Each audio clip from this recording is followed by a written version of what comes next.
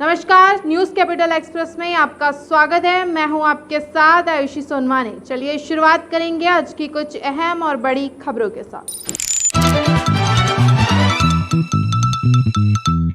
Kill corona अभियान पर बोले शिवराज सिंह चौहान।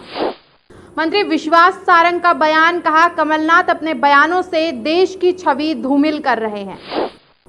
स्वास्थ्य मंत्री प्रभुराम चौधरी का बयान। पूर्व मुख्यमंत्री कमलनाथ ने उज्जैन पहुंचकर महाकाल के दर्शन किए। मंत्री अरविंद भदौरिया का हनी ट्रैप पर बड़ा बयान।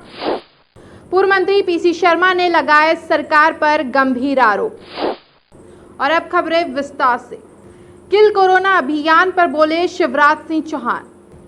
मुख्यमंत्री शिवराज सिंह चौहान ने किल कोरोना अभियान की जानकारी देते हुए बताया कि अधिकांश जिलों में 80% से अधिक सर्वे का कार्य पूरा हो गया है। यह अभियान आगे भी जारी रहेगा ताकि प्रदेश में कोरोना का एक भी केस ना बचे। मैंने जितनी समीक्षा की, अधिकांश जिलों का 80% के ऊपर हो गया। पूरा होने के बाद भी बंद नहीं करना है किल कोरोना अभियान। अपने कार्यकर्ताओं को मोटिवेट करते रहे, आंगनबाड़ी कार्यकर्ता, आशा कार्यकर्ता, क्राइसिस मैनेजमेंट कमेटी। जरा भी पता चले चौकीदार को ताकीद कर दें कि वो सूचना दे। क्राइसिस मैनेजमेंट कमेटी सूचना दे कि जहां भी सर्दी जुकाम बुखार है, हमको टॉलरेट करने नहीं, तत्काल वहां टीम भेजना और तत्काल दवाई देना। मंत्री विश्वास सारंग का बयान, कहा कमलनाथ अपने बयानों से देश की छवि धूमिल कर रहे हैं। चिकित्सा शिक्षा मंत्री विश्वास सारंग ने कमलनाथ के बयान पर पलटवार करते हुए कहा कि उन्हें शर्म आना चाहिए, जो कह रहे हैं कि पहले भारत महान था, अब भारत कोरोना है। आगे मंत्री सारंग ने कहा कि भारत महान है और हमेशा रहेगा। आनी चाहिए। वो कह रहे हैं कि अब मेरा भारत महान नहीं, मेरा भारत कोरोना हो गया। अरे कमलनाथ जी, भारत पहले भी महान था, आज भी महान है और बाद में भी महान रहेगा। ये 10 जनपद पर चमचागिरी करके, इटली की रानी महारानी की चमचागिरी करके पद प्राप्त करने वाला व्यक्ति आज हिंदुस्तान के मान और सम्मान को बिगाड़ने की बात करता है। जिस मामले को लेकर पूरे दुनिया ये कह रही है कि वो चाइना से आया है, तुम कह रहे हो हिंदुस्तान से आया है। शर्म आनी चाहिए कमलनाथ जी को। और इस तरह का बयान निश्चित रूप से हिंदुस्तान का मान और सम्मान गिराने वाला है और अंतर्राष्ट्रीय स्तर पर हिंदुस्तान को बदनाम करने वाला है। स्वास्थ्य मंत्री प्रभुराम चौधरी का बयान। स्वास्थ्य मंत्री प्रभुराम चौधरी ने जानकारी देते हुए बताया कि मुख्यमंत्री शिवराज सिंह चौहान द्वारा कोरोना संक्रमण को खत्म करने के लगातार प्रयास किए जा रहे हैं। कोरोना अभियान और ऑक्सीजन आपूर्ति की बेड बढ़ाएं, मेडिसिन की उपलब्ध कराएं, उसके सुखद परिणाम सामने दिखाई दे रहे हैं। कोरोना संक्रमण को ख़त्म करने के लिए और इस मध्य प्रदेश में स्थिति जिससे सामान्य हो सके, लगातार प्रयास किए जा रहे हैं। डे 1 से, अप्रैल के माह से ही माननीय मुख्यमंत्री जी ने पूरे प्रदेश के अंदर कोरोना कर्फ्यू लगाया, टेस्टिंग की, किल कोरोना अभियान चलाया। संक्रमण की संख्या बढ़ रही थी, उस समय बेडों की कैपेसिटी बढ़ाई, ऑक्सीजन की आपूर्ति की।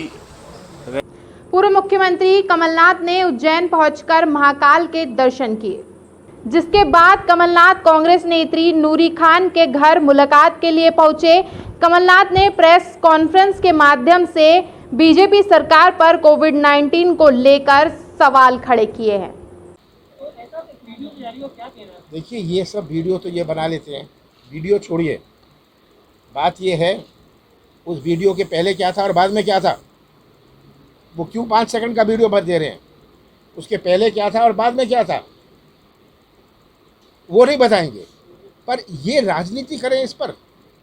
ये जाके आज हमारे सामने चुनौती 2 हैं मध्य प्रदेश में। एक है टेस्टिंग की। टेस्टिंग का इन्होंने कोटा फिक्स किया हुआ है। ये इंटरनेट पर देख किनकी टेस्टिंग हुई। अगर 500 लोग टेस्टिंग चाहते हैं, 80-90 की टेस्टिंग होती है। जिसकी टेस्टिंग नहीं हुई वो कोरोना फैलाता रहता है। अगर 20% उसमें पॉजिटिव हो वो कोरोना फैलाता है। टेस्टिंग के बाद 6, 7, 8 दिन लगते हैं रिपोर्ट के, उसमें से अगर 20-25% पॉजिटिव हुए वो कोरोना फैलाता रहता है। मंत्री अरविंद भदौरिया का हनी ट्रैप पर बड़ा बयान। प्रदेश में हनी ट्रैप पर सियासत और ब्लैकमेलिंग का मुद्दा सुर्खियों में आ गया है, क्योंकि एक बार फिर हनी ट्रैप मामले में सियासत गर्मा गई है। यही वजह है कि शिवराज के कद्दावर मंत्री अरविंद भदौरिया ने पूर्व मुख्यमंत्री कमलनाथ पर आरोप लगाते हुए कहा, जुबानी हमला बोल दिया है। साथ ही पूर्व मंत्री उमंग सिंघार को लेकर भी स्पष्ट कर दिया है कि यदि सिंघार ने जुर्म किया है तो उसे जेल जाना पड़ेगा। मैं कमलनाथ जी को गंभीरता से लेता भी हूँ, बड़े लीडर भी है। मतलब वो क्या बोल रहे हैं, वो कह रहे हैं कि एक हमारे पास सीडी है, अगर उमंग सिंघार के खिलाफ कोई कार्रवाई करेंगे तो उस सीडी को मैं ओपन कर दूँ। आप करिए, मैं तो कह आप चीफ मिनिस्टर रहे, आप अपने हाथ में सीडी लिए घूम रहे, जब आपकी सरकार थी तब क्यों नहीं किया? उस समय भी करना चाहिए था, आज भी करना चाहिए। यानी आप ब्लैकमेलिंग करने का, किसको ब्लैकमेल करना चाहते हैं कि अगर कुछ करोगे तो मैं करूँ, कानून अपना काम करेगा। उमंग सिंघार पर कोई कानूनन कोई मतलब अपराध किया हुआ तो अंदर जाएगा, जो भी हुआ करेगा। लेकिन इतना बड़ा आदमी इस प्रकार से व्यवहार करेंगे तो मध्य प्रदेश की राजनीति का एक ट्रैक नहीं है, ये अन्य स्टेटों में हो सकता है। मध्य प्रदेश की राजनीति का स्वभाव ये थोड़ी सीडी बीडी है, वो ये हल्की बात है, माननीय कमलनाथ जी ना करें। पूर्व मंत्री पीसी शर्मा ने लगाए सरकार पर गंभीर आरोप। पूर्व मंत्री व विधायक पीसी शर्मा ने भाजपा सरकार पर गंभीर आरोप लगाते हुए कहा कि ब्लैक फंगस फैलाने में सरकार का हाथ पूछने पर बताया कि छोटे छोटे अस्पतालों को कोविड सेंटर बनाने से कोविड मरीजों को जल्दी ठीक करने के चक्कर में स्टेरॉइड ज़्यादा डोज देने से फैल रहा है फंगस। इस सरकार की लापरवाही है ये साफ तौर पर। फंगस के इंजेक्शन को लेकर ब्लैक फंगस के इंजेक्शन नहीं मिल रहे हैं। ये वाइट फंगस और आ गया है, पहले कोरोना से जान गई लोगों की और ब्लैक फंगस की वजह से जा रही है, लोगों को इंजेक्शन नहीं मिल रहे हैं। सरकार ने महामारी तो डिक्लेयर कर दी, लेकिन महामारी को मारने के लिए इंजेक्शन कहाँ है? अरे इसको इंपोर्ट करना है तो बाहर विदेशों से इंपोर्ट करो, तुरंत स्टेट प्लेन जाए और लेके आए और लोगों की जान बचाना चाहिए। अखबारों में छप रहा है कि दिन भर 24 घंटे लोग घूमते रहते हैं, उनके परिजन, उनको इंजेक्शन नहीं मिल रहा है। और दूसरा मैं एक चीज़ और कहना चाहता हूँ, जो कैलाश विजयवर्गीय जी और मोगे जी वहाँ के महापौर थे, जिन्होंने कहा कि लॉकडाउन बंद करो, क्योंकि लोग काम धंधे बंद हो गए, सब्जी नहीं है लोगों के पास, खाने के लिए आटा नहीं है। भाई ये आपको इसको रिलीज़ करना पड़ेगा। वो ठीक का है, उनकी बात का हम भी समर्थन करते हैं। भोपाल कलेक्टर अविनाश लावण्या का बयान। किसी भी प्रकार की कोई भी दुकान खुलने की अनुमति नहीं है, ना खुलने दे रहे हैं। यदि कोई भी अपना प्रतिष्ठान खोलने का प्रयास कर रहा है तो उन पर 188 की कार्रवाई भी होगी और इसमें कानूनी कार्रवाई भी होगी। ब्लैक फंगस के लिए सर्वप्रथम तो हमीदिया में उपचार के लिए पूरी व्यवस्थाएं कर ली गई हैं। अधिकांश पेशेंट्स को हम लोग वहीं हैंडल कर रहे हैं, पर प्राइवेट में भी पेशेंट्स हैं। एक सबसे इम्पॉर्टेंट इसके लिए जो मेडिसिन की उपलब्धता है वो सुनिश्चित करने के लिए भी सरकार सतत प्रयासरत है। निरंतर जितनी डिमांड है लगभग उतने इंजेक्शन सरकार निरंतर एक्वायर करती जा रही है। मध्य प्रदेश कांग्रेस कमेटी के प्रवक्ता का बयान। मध्य प्रदेश कांग्रेस कमेटी के प्रवक्ता अजय सिंह यादव ने बयान देते हुए कहा कि शमशान घाटों में कोरोना प्रोटोकॉल के तहत हुए अंतिम संस्कार का सर्वदलीय कमेटी द्वारा